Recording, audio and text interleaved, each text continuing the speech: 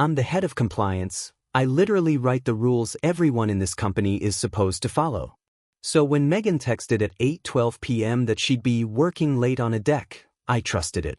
An hour later, a coworker's Instagram popped up on my feed, Megan, laughing, legs crossed, sitting squarely on our CMO's lap at a downtown bar. The photo screamed policy violation, conflict of interest, and hypocrisy, all in one frame. I could have lost my temper, confronted her, or dragged them both to HR on the spot. Instead, I saved the image, put it in a secure folder, and did the one thing my job demands. I opened an investigation. What followed wasn't petty revenge. It was procedure and consequences. My name is Daniel Reed. I'm 38, Senior Director of Compliance for a Fortune 500 headquartered in Charlotte.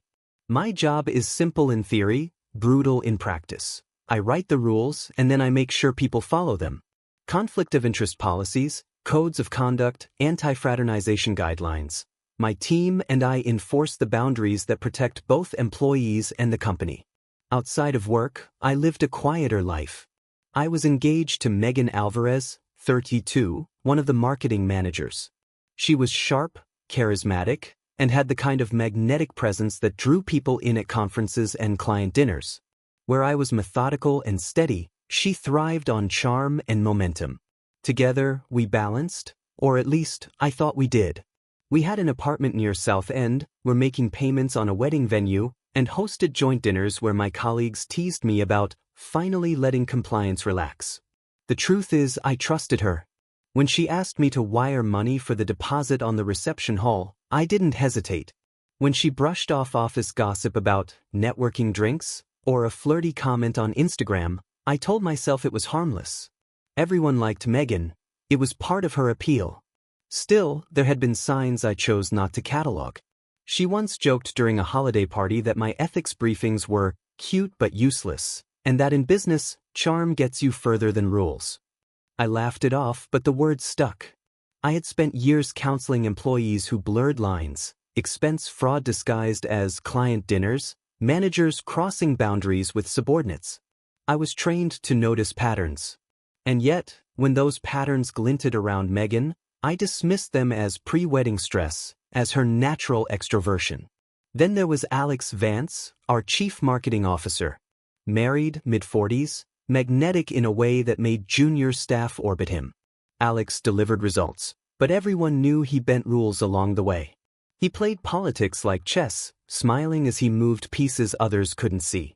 I had documented minor complaints about him before, borderline expense claims, questionable business trips, but nothing that stuck.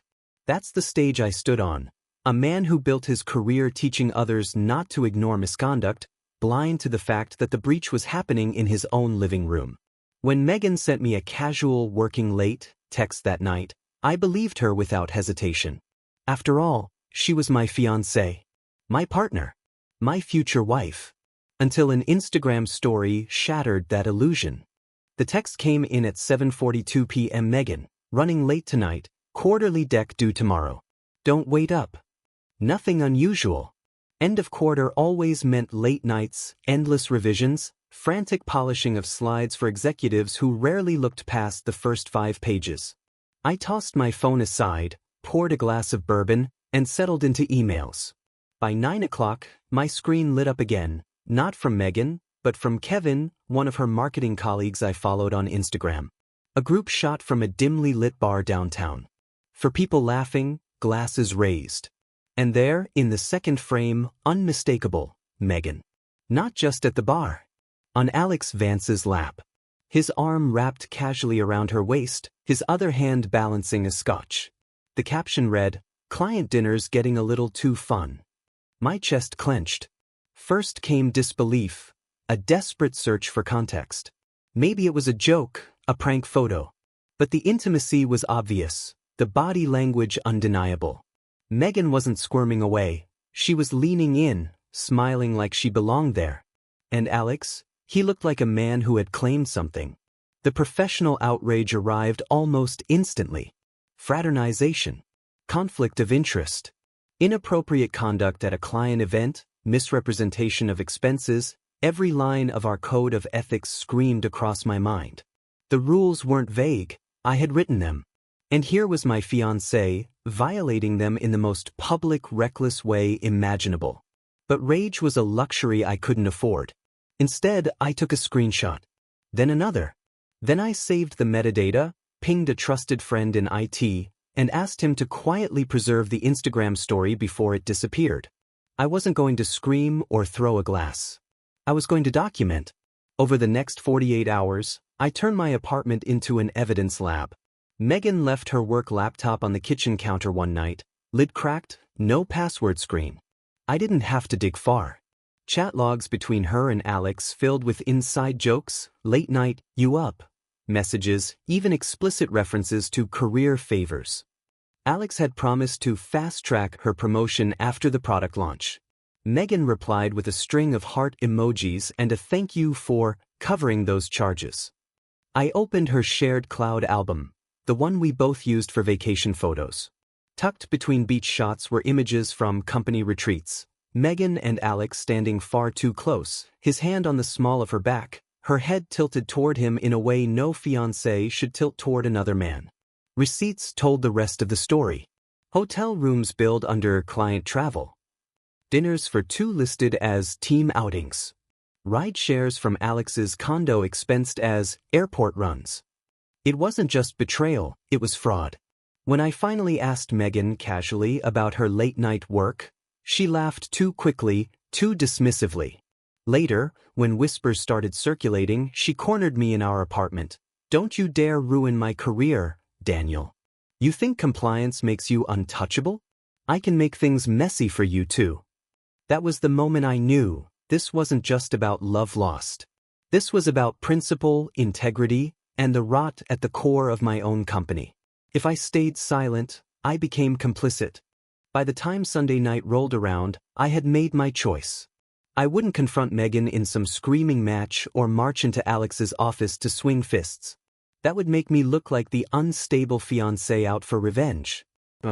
I was the senior director of compliance at a Fortune 500 company.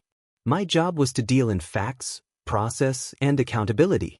If I handled this like a professional, not a jilted lover, there'd be no room for anyone to twist the narrative. Step 1. Preserve and catalog. I treated every scrap of evidence like a compliance case file.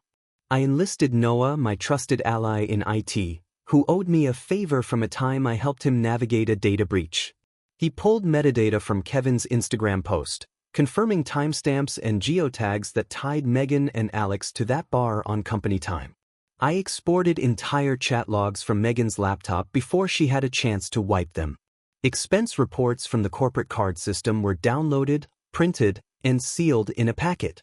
I even documented the chain of custody, who touched the evidence when it was captured, and how it was preserved. Encrypted backups sat in my cloud storage with a second copy mailed, yes, physically mailed, to my sister out of state. Step 2. Report strategically. I drafted 2 complaints. The first came from Ethics Watch 2024 at Proton Mail, an anonymous account. It outlined the violations without naming myself, attaching a few exhibits. The second was an official complaint, formatted exactly the way I'd coached other employees to submit them over the years. It referenced the relevant policies, from fraternization to misuse of funds, and was accompanied by an indexed appendix of supporting documents. Timing mattered. If I blasted it all at once, HR might panic, spook Alex, or tip off Megan prematurely. Instead, I staggered the complaints 48 hours apart. That way, HR would think multiple sources had flagged the same misconduct. To them, this wasn't a lover's spat, it was a systemic ethics issue with multiple witnesses. Step 3. Anticipate the counterattack. I knew Megan. She'd spin, delete, plead. She might claim the photos were staged or that I was a controlling fiancé planting evidence. She might even threaten to flip the narrative and call me abusive. So I documented everything. When she started yelling at me about ruining her career, I had my phone recording, which in my state was legally permissible. I secured my own devices, locked down my files, and let no one know where the real evidence sat. If Megan tried to paint me as the villain, there'd be a clear, time-stamped record proving otherwise. Step 4. Work the system. I fed HR the documents quietly, one batch at a time. Then, as anonymous tipster number 2, I nudged them again, ensuring the complaint couldn't be buried. Within a week, I saw the signs: discreet meetings, IT forensic audits, travel expense cross-checks. They had looped in outside counsel, which meant this wasn't just gossip anymore. It was a live, independent investigation. And just when I thought I had mapped the full picture, I stumbled across something darker. Buried in Megan's drafts folder was a spreadsheet she'd been reimbursing Alex for, vendor invoices adjusted with creative math. Cross-referencing them with procurement logs, I realized Alex had been approving padded vendor contracts in exchange for perks. Megan's role? Slipping doctored expense reports into the system so he got reimbursed.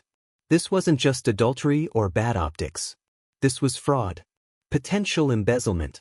At that moment, my strategy crystallized. This wasn't Daniel Reed, heartbroken fiancé, out to burn his cheating partner. This was Daniel Reed, Senior Director of Compliance, prosecuting a case of corruption from the inside out. And for once, I held every card.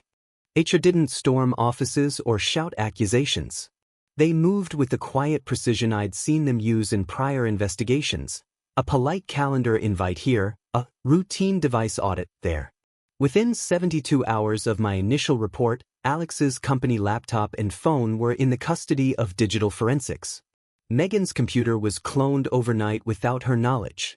Kevin, the coworker who posted the incriminating photo, was called in for what HR termed a routine interview.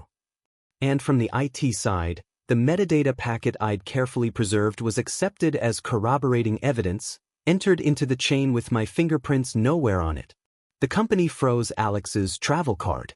Within days, he was suspended with pay pending inquiry. The audit committee of the board was briefed, and outside counsel was quietly retained. I stayed in the shadows, officially uninvolved, though I knew the blueprint of every move they were making. Megan's first reactions. Megan didn't crumble, at least not at first. She pivoted. Damage control was her native language. She posted teary Instagram stories about toxic rumors and jealous people trying to tear down strong women. Privately, she begged me to believe her. Daniel, it's complicated, it's work politics. You know how this place is. Then came the pressure. One night she called, her voice low and clipped. You don't want this getting messy. You have files, right? Drafts? Notes? Don't make me drag you into this. She said she loved me. In the same breath, she implied she could make life hell for me at the company. Fortunately, I'd hit record before answering. In my jurisdiction, it was legal. That audio later joined the growing dossier, forwarded from anonymous source number 2 to HR. Alex's fall from power. When the forensic report landed, it read like a financial crime novel. Dinner receipts in cities where no client meetings had occurred. Hotel charges aligned with so-called conferences that never existed.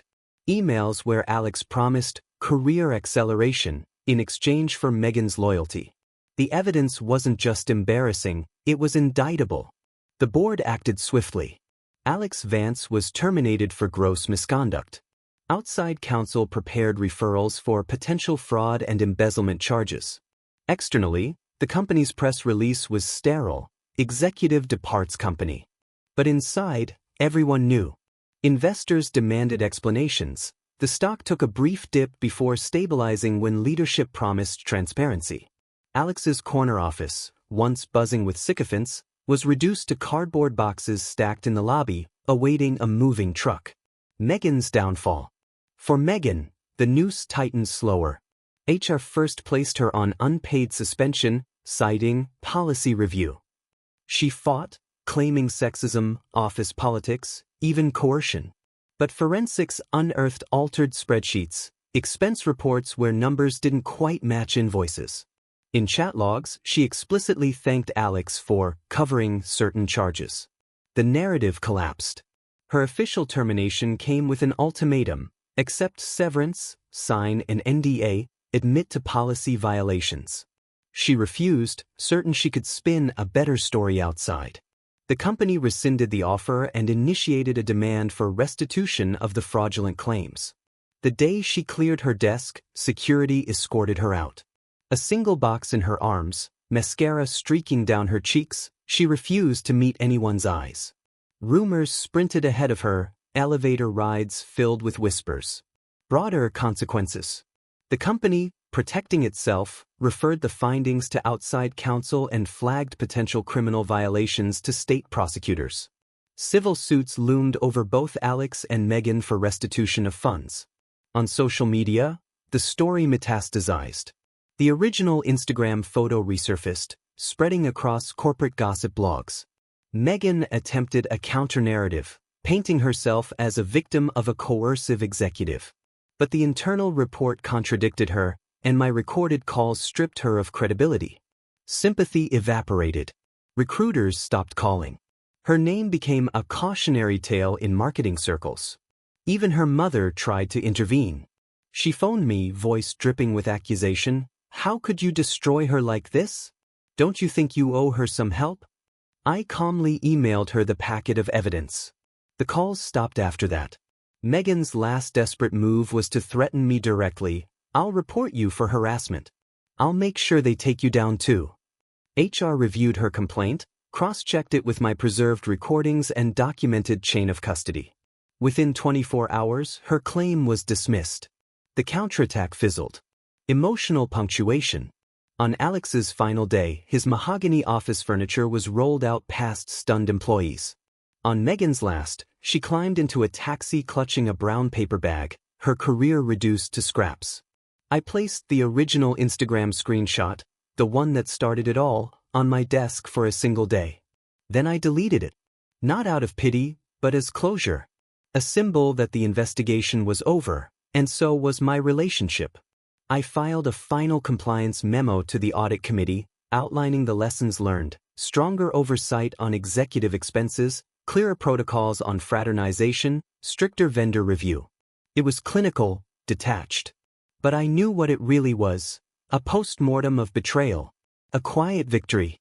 Weeks later, a junior marketer, someone Alex had promoted based on favors, sent me a note under whistleblower protections.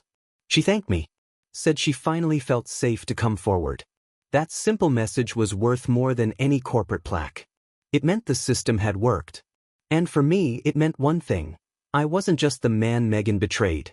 I was the man who made sure neither she nor Alex would ever betray this company again. Looking back, the wound wasn't simply Megan's infidelity. Affairs are painful, yes, but what truly cut deepest was the betrayal of principle. I'd built my life and career on the belief that integrity isn't optional. It's the backbone of trust, in relationships and in business. To discover that the woman I planned to marry not only mocked those values but leveraged deceit for personal gain, that was the real heartbreak. I won't pretend I didn't fantasize about revenge in the first few days. Rage whispered its own reckless ideas. Public humiliation, brutal confrontation, even physical shouting matches. But I chose differently. I chose process. I chose the same tools I had demanded of others: documentation, policy, accountability. In doing so, I learned something vital. The real victory isn't in destroying others, it's in refusing to let them destroy your own integrity. Closure came in pieces. The venue refunded our deposit. Instead of pocketing it, I donated the money to a nonprofit that helps employees facing workplace harassment and abuse. Every canceled wedding gift I rerouted to charities that supported victims of domestic manipulation. It was my way of turning a poisoned experience into something that could feed someone else's healing. I also began therapy. Not to dwell on Megan, but to examine myself, to understand why I ignored the small red flags, why I confused professional boundaries with personal exceptions, and why I tolerated casual disrespect for the rules I claimed to live by. That work is ongoing, but it's made me more grounded. As for Megan, she is out of the company and out of my life. I feel no triumph in her collapse, only the quiet recognition that choices carry consequences. I didn't have to scream it into her face. I only had to let the truth do its work. And that is the message I'd leave with anyone watching this. If someone violates your trust, in love, in work, in life, Resist the temptation to go nuclear. Document. Preserve. Use the systems designed to protect you. Justice doesn't always roar. Sometimes it whispers through procedure, steady and unshakable. I stand now a little wiser, a little steadier, and open to rebuild my life on honesty. That is enough. That was my story, how a single late-night Instagram post unraveled not just a relationship but an entire chain of misconduct. Betrayal can come from the person closest to you or from colleagues you trusted professionally, and it leaves scars either way. Have you ever faced something similar? At work, in love, or both? How did you deal with it? Share your thoughts in the comments below. Your story could be the guidance someone else needs. If you want more true accounts of betrayal, compliance, and the strategies that turn chaos into accountability, make sure to hit subscribe and ring the bell. I release new breakdowns every week. And if you're navigating a betrayal yourself, don't rush into retaliation. Preserve evidence, get proper legal or HR support, and lean on people who care. You're never as alone as you feel.